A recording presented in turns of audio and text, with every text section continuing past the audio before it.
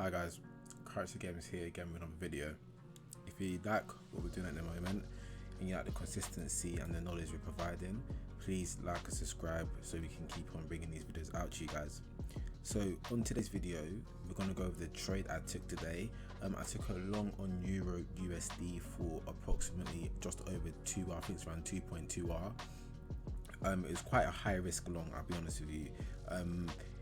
It's not something I would take on an average day, but because it's a Monday, so early in the week, and I had a lot of confidence behind the setup, I took the trade and we prospered on it. You know, sometimes you have to take that risk, I guess. So yeah, it was more of a high risk trade. But we're going to do a breakdown, then we're going to do our usual forecast for the days coming ahead. Okay, so let's start with our trade breakdown today. So today we took a long on Euro USD. So let's start on the daily time frame like we always do.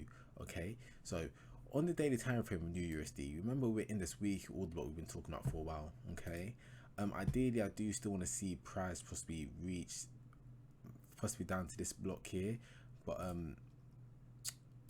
this here is what we tapped into, and we also raided this daily low here. Okay, going down into the time frames, you can see we also raided a H12 low, and that H12 low closed as a raid as well before we took our entry. Now going into the trade, this candle had not printed yet, so if I do this, we were approximately here in price, and I was looking at a possible draw to this order block here. So we tapped down here into this daily zone and took out this low here. I was also looking for a possible retracement to this block here, so that was literally my draw for today. Okay, going down to the H4, again we were in a discount on the H4, and you can see the H4 made a fractal low and started to round off, and you can also see we had a H4 raid here of this H4 low there as well, which is H4 MS low. So when we raid H4 market structure low, we can expect a retracement back into premium of that range. Okay, going down again into the time frames, if I keep on clicking, you can see how price in the H1 expanded higher. Now when you go to M15, you can really see how price isn't really trying to go bearish off this zone. When we tap this zone here, we went bearish, but this consolidation held and price continued. This consolidation here held and price continued bullish again, and what we did was we created a nice volatile expansion upwards and created two fair value gaps, one here alongside the order block here. And if you was to get your Fibonacci tool, draw it from this high to this low, you will see that this is our optimal trade entry zone as well. Okay, now I took my entry off this order block just here on the M50, and I think go down to M5 is even nicer zone. You can see here we just got this zone right here, which is again this M15, sorry, this M15 order block just here. Now when we came down to it, you can see we did come down quite violently, but then we got that nice rejection that we wanted. Now as I said before, my target was literally just this H12 level here. That's why I got the magnifying glass. As you can see, that's that block here. That was my target for today as my draw, and also you can see we had a high there as a liquidity target as well. And then when we made that entry, the rest was history. We just had a nice expansion higher, and when we got to around this level here, I exited the trade because I was really 2 point something R up. It's a Monday early on in the week, banned to start off the week. I didn't need any more than that, so I just thought let me just let it go here and let the day go on. As you can see, we did continue expanding higher. Of course it's annoying to see, but you know, it's just one of those things. We got our little portion of the market, a little portion of the move, which is all we need, and I'm not going to cry for more. Can't complain with starting off the week with 2 hour up, you know, can't complain with that at all. 2% should I say. But that was the breakdown of the trade I did today. There will be a screenshot provided of the MT4 at the beginning of the video, so you guys can see that as well. And I did also put it on my Insta channel at Currency Games, so please subscribe to that and please follow that if you haven't already. Okay, now let's go into our forecast for the upcoming week and tomorrow. So if we're going back to EURUSD again, in all honesty, if I look at price now, we have actually kind of had a little bit of reaction from this order block here. We might not see a move down to this refined order block here. One thing ICT says is when you have two blocks here, you want to take the block with the most volume in it.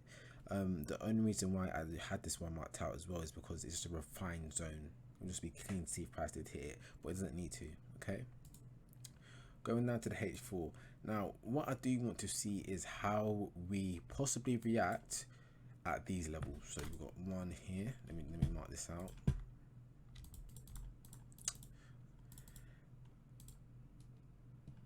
MSB, and if we do create a fair value gap here as well, we could possibly see London tomorrow respect this fair value gap to possibly see more bullish prices, but that literally just depends on whether we actually create a fair value gap here and it actually closes the fair value gap. Still gonna have 2 hours and 30 minutes for this candle does close, so we just got to wait and see if we do get a move down there to then continue upwards. Okay, but again, it's just a waiting game. We have to wait and see. We can't force these things. All right, so that's what I'm looking at on Euro USD as of right now.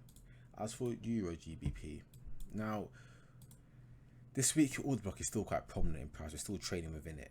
Now, since we've not reacted too much off the body of the candle, what we can look at as the next point of interest is the mean threshold of the candle of this order block. So the mean threshold would be the 50% level. So that 50% level is right here, where you can see I've drawn this line, MT mean threshold. Another thing ICT teaches is that if it doesn't come off the body, you want to see a trade into the mean threshold. If it does close below the mean threshold, it's most likely not going to hold. Now, one thing that's very interesting is when we look at that mean threshold, what do we see right in the discount of this daily range here? A nice little FVG that we could target. Okay, considering price has not really rejected as strongly from this fair value gap for as we expected, we still have this small fair value gap down here that we can expect price to trade down to. Okay,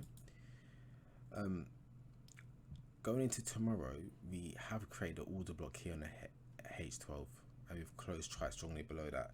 Again, we still have another 2 hours and 34 minutes of this candle, but it still looks like it's closing quite bearish. So on the H4 again, the same thing has happened. So we could see a move into this level and then a possible retracement back down into the mean threshold of this weekly block and the fair value gap that is just resting here. And we also have another fair value gap here on the H4 as well, as a much more refined level as well. Okay, but again, we want to see if this level here can hold, and even going to the H1, it's still a clean level to go from. Okay, so this level here will be very interesting for me tomorrow, if I'm honest with you, to see if you can continue down into this fair value gap here. All right, so that's all for today. I hope you guys enjoyed that, and I hope you guys like the breakdown. If you do like it, please subscribe, and yeah, we'll see you guys tomorrow.